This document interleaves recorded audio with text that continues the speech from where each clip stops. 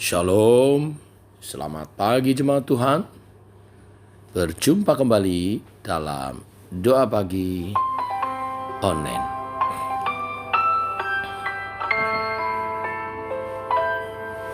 Tuhan penolong kita yang setia.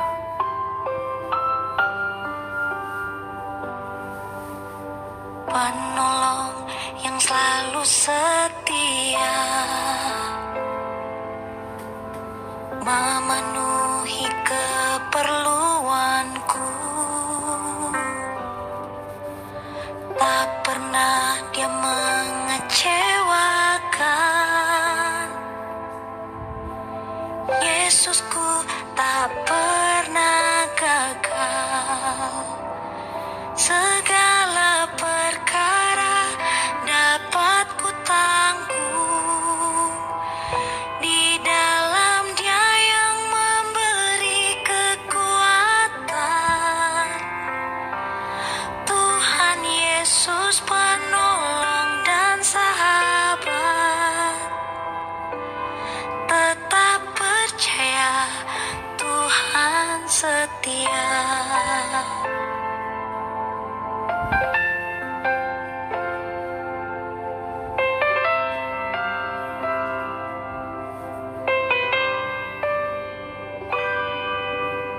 Penolong yang selalu setia,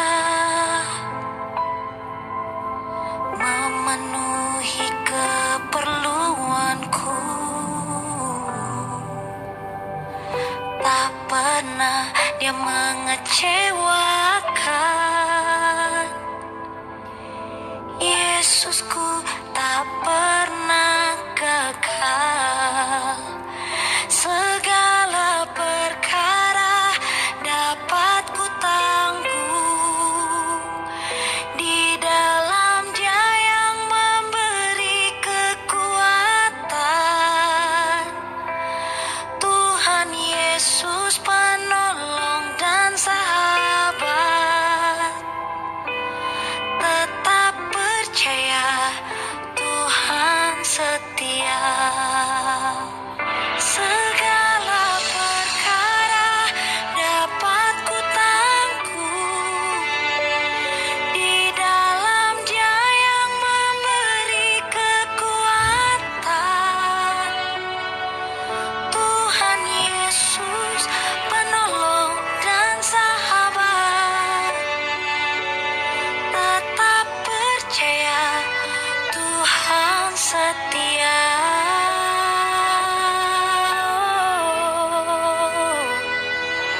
Tetap percaya Tuhan setia.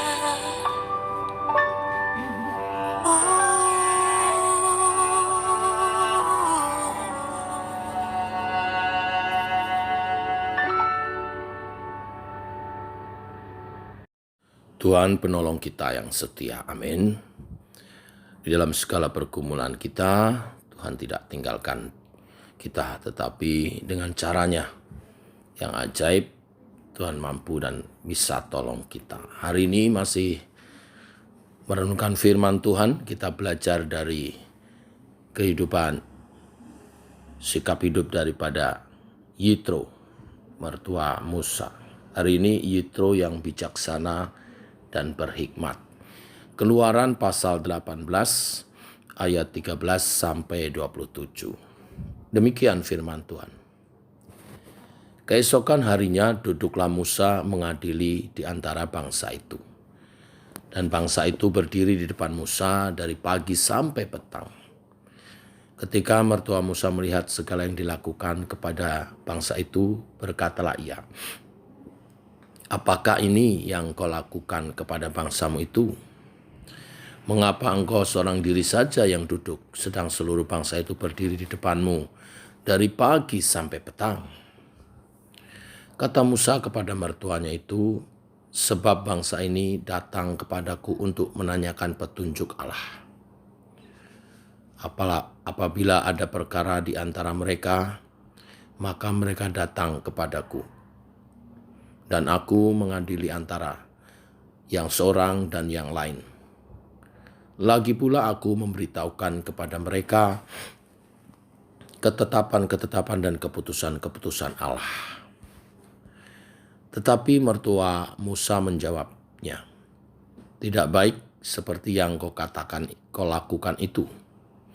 Engkau akan menjadi sangat lelah, baik engkau, baik bangsa yang beserta engkau ini.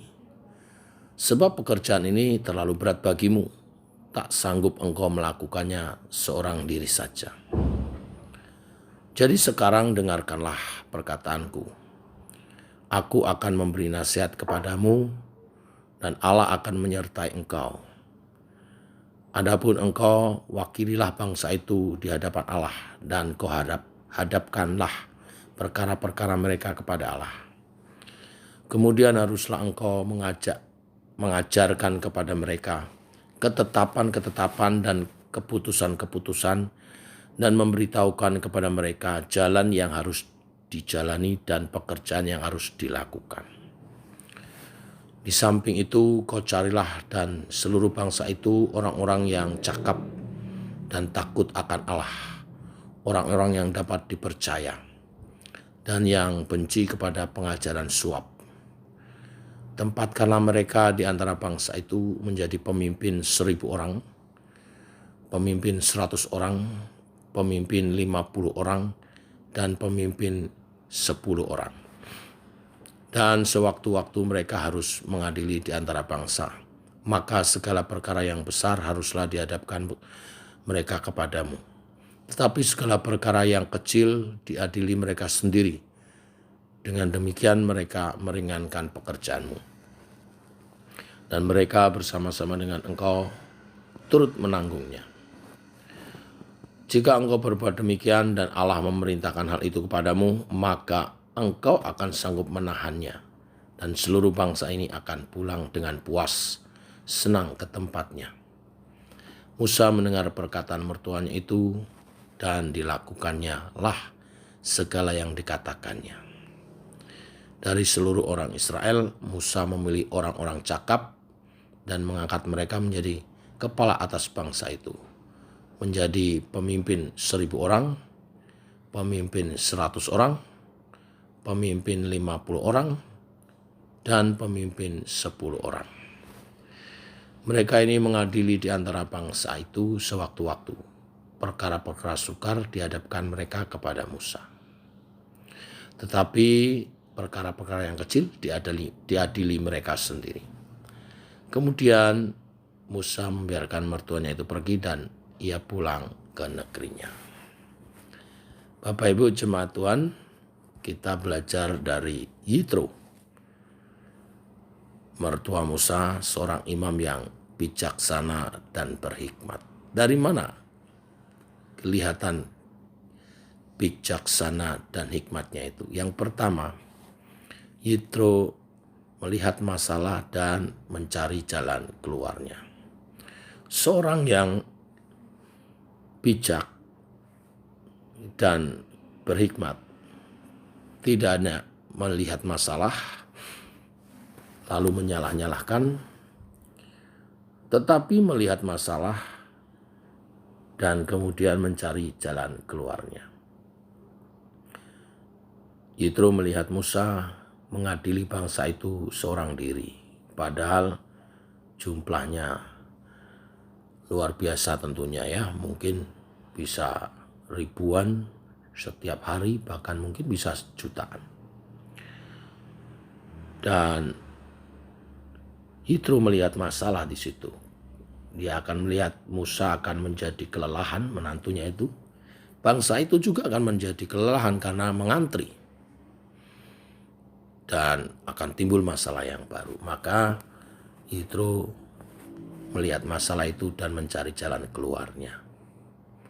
Dengan menasihati Musa dan memberi saran manajemen untuk mengangkat beberapa pemimpin-pemimpin. Selain itu memanage permasalahan yang masalah besar-besar saja yang harus diselesaikan oleh Musa. Untuk yang sehari-hari cukup dengan para pemimpin umat. Ada pemimpin 1.000 orang, ada pemimpin 100 orang, ada pemimpin 10 orang. Inilah yang kemudian diadopsi sebagai manajemen di komunitas sel. Setiap ketua sel mengepalai 10 orang. Ya, nanti 10 ketua sel dipimpin oleh satu leader, ya, atau ketua wilayah. Lalu 10 ketua wilayah dipimpin oleh satu majelis atau satu pengurus. Sehingga masalah sehari-hari terpecahkan dengan sendirinya oleh pemimpin-pemimpin umat, ketua-ketua kelompok selnya. Musa mengajar, punya tugas mengajar perintah-perintah Tuhan, peraturan-peraturan yang daripada Tuhan yang harus dihidupi oleh umat Tuhan ini. Mungkin juga caranya pendelegasian. Musa mengajar majelisnya mengajar kepada ketua-ketua wilayah mengajar kepada ketua kelompok selnya. Sehingga masalah sehari-hari dapat terselesaikan dengan baik. Bangsa itu dapat mengatasi masalahnya dan bertumbuh dan mengerti kebenaran-kebenaran firman.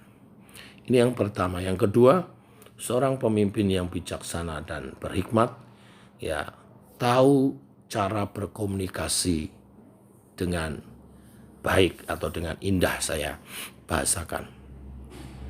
Waktu Yetro memanggil Musa, lalu menegur dan memberi saran, mengarahkan, terjadi komunikasi yang indah. Saya garis bawahi di sini komunikasi daripada Yitro kepada Musa itu penuh wibawa, tetapi tidak arogan.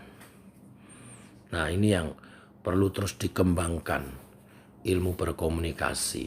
Saya lihat sisi Musa juga baik, dia rendah hati menghormati mertuanya dengan menerima saran-saran yang disampaikan. Jadi kedua sisi memiliki cara komunikasi yang baik. Mari kita terus kembangkan komunikasi yang baik di dalam gereja Tuhan, dalam komunitas kita. Segala perkara bisa kita bicarakan dengan baik atas pimpinan daripada Tuhan sendiri. Maka bagian yang ketiga, ya, ciri pemimpin yang bijak dan berhikmat, seorang yang bijaksana dan berhikmat, yaitu selalu melibatkan Tuhan. Saudara lihat di sini di ayat 19 dan 23, ketika Yitro memberi saran kepada Musa, dia selalu mengatakan Allah akan menyertai. Ya, saya baca ayat 19. Jadi sekarang dengarkanlah perkataanku, aku akan memberikan nasihat kepadamu dan Allah akan menyertai engkau. Ya, seakan kalau saya boleh tafsirkan bahwa Yitro ingin mengatakan, aku akan menasihati engkau dengan hikmat yang dari Tuhan. Ya, dengan firman yang Tuhan berikan kepadaku. Di ayat 23 juga dikatakan, jika engkau berbuat demikian dan Allah memerintahkan hal itu kepadamu. Artinya Yitro ingin mengatakan bahwa aku menasihat kamu dan engkau akan berbuat seperti yang Allah perintahkan hal itu kepadamu.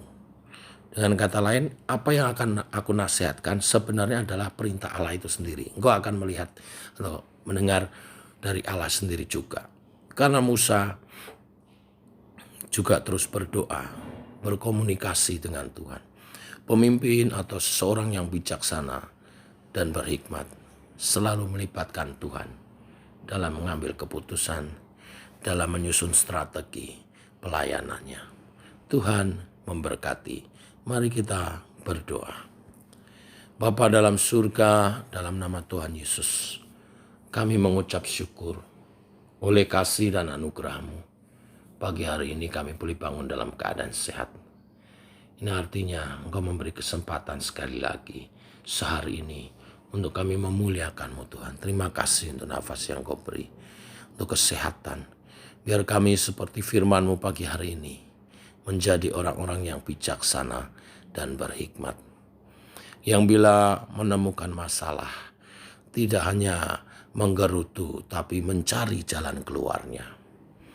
Dan kami belajar terus cara berkomunikasi yang baik di antara sesama kami, baik sebagai pemimpin bersama umat, ataupun sesama umat, ataupun sesama pemimpin. Kami belajar berkomunikasi yang baik, penuh kewibawaan, tetapi dengan kelemah lembutan, tidak arogan dan tidak sombong. Tuhan tolong kami, Allah Roh Kudus, Engkau yang membentuk hati setiap orang, Engkau membentuk hati kami, memberi kasih, sukacita, damai sejahtera, kebaikan, kelemah lembutan, kesetiaan. Engkau memancarkan itu dalam diri kami ketika kami berkomunikasi. Dan biar kami belajar selalu melibatkan Tuhan melalui firman-Mu. Firman-Mu lah suluh dan terang bagi jalan kami. Firman-Mu lah yang memberi hikmat kami, membedakan mana yang benar dan salah. Firman-Mu lah kebenaran yang menuntun kepada rancangan-rancangan-Mu yang damai sejahtera dan penuh kemuliaan hidup. Terima kasih Tuhan. Hari ini kami menyerahkan sepanjang hari ini ke dalam tangan Tuhan. Bila kami jumpai persoalan-persoalan oleh firman hari ini, kami akan selesaikan dengan bijaksana dan hikmat yang dari Tuhan. Tuntunlah umat-Mu dalam pekerjaan, dalam menyelesaikan segala masalah pekerjaan kami, dalam menyelesaikan masalah keluarga kami, dalam menyelesaikan pelayanan kami oleh hikmat bimbingan daripada Allah Roh Kudus dan kebenaran firman-Mu. Engkau memberkati pekerjaan kami, keluarga kami, pelayanan kami. Segala puji, hormat bagi kemuliaan nama-Mu. Dalam nama Tuhan Yesus Kristus. Amin. Demikian saudara, doa pagi kita. Selamat pagi, selamat berjalan bersama dengan Tuhan.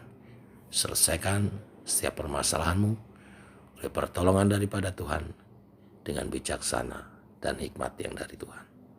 Amin. Shalom. Tuhan memberkati.